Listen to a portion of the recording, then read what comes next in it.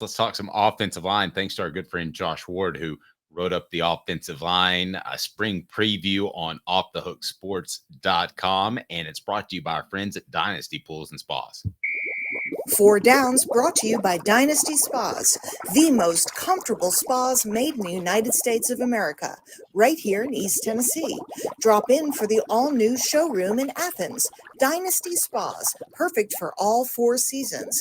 Four Downs, presented by Off the Hook Sports. So in general, I think we would agree that Tennessee's offensive line was very much a question mark heading into December, but now should be a strength. Would you agree with that? Yes, it should be a huge strength. There are still a couple of questions about the line, but by and large, I would say you should be happy with where it's at. Okay, I completely agree with that. All right, so let's take a look at a Tennessee football spring preview brought to you by our good friends at Dynasty Pools and Spas. Cooper, first, we're going to jump in this hot tub. What should we do? Cooper Mays here. Hit like and subscribe. Oh, yeah. What down? Coop here. First down. First down is written by Josh Ward on offthehooksports.com. The big story. Tennessee hopes its mix of veteran experience combined with young talent will develop into one of the SEC's top offensive line groups. The biggest story is the return of offensive tackle John Campbell Jr., center Cooper Mays, and right guard Javontes Spraggins.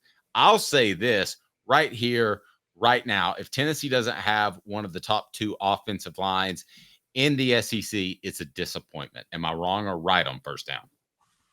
Oh, I think you're right.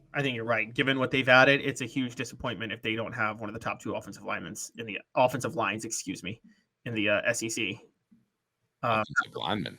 That's back when Brent Schaefer and Eric Ainge were freshmen quarterbacks. You wouldn't say freshman quarterbacks. I remember Haywood Harris came and go, "Hey, you remember Haywood Harris?" Oh, I remember Haywood Harris. Yeah. Who, by the way, funny enough about Haywood Harris, if you were talking, he one time said Tennessee football's biggest rivalry is Kentucky. I remember that. And he came in and I'm going to tell you something, boy. That's the way he always talk to you. And he said, it's fresh man, not men, or vice versa. And I was like, I didn't write that story. Cooper Mays here.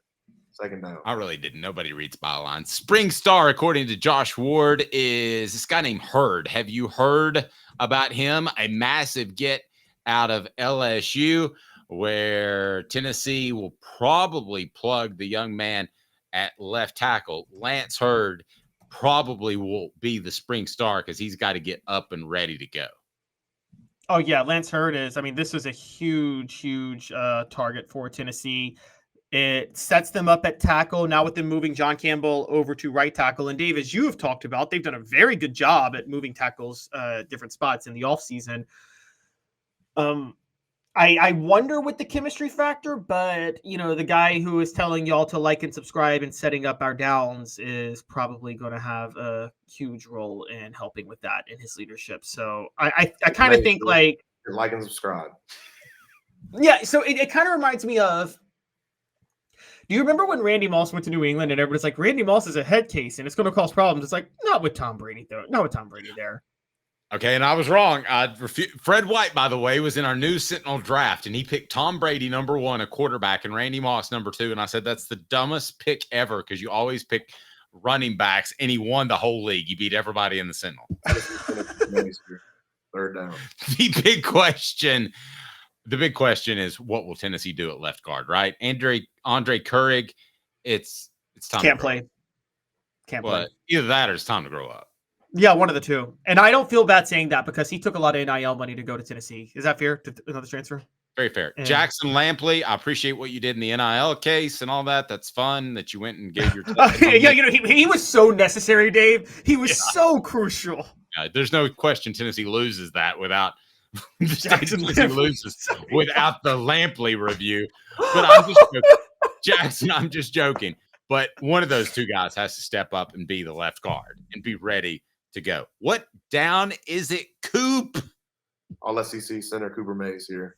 Fourth down. What is the ultimate goal for spring Camp, and it's brought to you by our good friends Dynasty Pools and Spas right there in Athens. They deliver a fantastic showroom. Mention Off the Hook Sports, get $500 off. Question: what is Tennessee's ultimate goal in spring practice on the offensive line? Dynasty Pools and Spas. Having the best spas made right here in the United States of America in your backyard. Dynasty Pools and Spas. Their showroom is open in Athens right off the interstate. You can stop by and check out the best hot tubs and spas in the market. And then delivery, yes, they can do that to Knoxville or Chattanooga. They've got complete support, spa cover, and chemicals to keep your spa bubbling at its best. They also have pool chemicals as well. Dynasty Pools and Spas, amazing discounts for first responders, military, and even some blemish models that can save you a ton, and no one will ever notice. Mention Off the Hook Sports, get $500 off. Mention Off the Hook Sports, get $500 off. Dynasty Pools and Spas. Go to dynastypoolsandspas.com or stop by that showroom in Athens. dynastypoolsandspas.com. Dynasty Pools and Spas.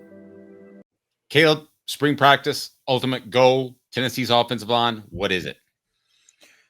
Build depth. I mean, we're talking about the starters right now, and we act like what'd you say again? Build depth. Okay.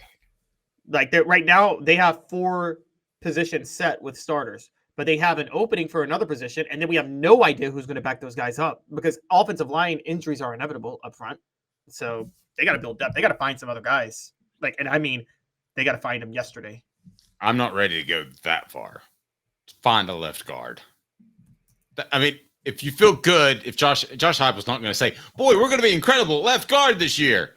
Yay. No, he's not going to say that. And he's not going to say, man, we are up the creek at left guard. No, he's not going to say that either. But if in his mind he says, I'm good with Couric or Lampley at guard, I feel really good about that, then I think you've accomplished what you need to on the offensive line in spring camp. I think it's that simple because I'm not worried about Hurd based off what I've heard or been told. But what do you do if someone gets hurt? Oh, and I agree. I'm just not to your point. I mean, like you're further down the road. You're at the next exit. I'm like, get a guard first. I'm like, pull over and get gas now, honey, because we don't want to wait for the next exit where it's 10 cents cheaper because we're about out of gas. If you don't have a left guard, you're out of gas. That's fair. So, that is fair to say. Just give me, I'll tell you what, I'll take the splash and go. I'll take $5 to get to your exit where I can fill it up for 10 cents cheaper. How about that? Okay. I just don't have enough faith in the left guard position yet to be able to say that. But depth is important, and it's going to be really important in 2025.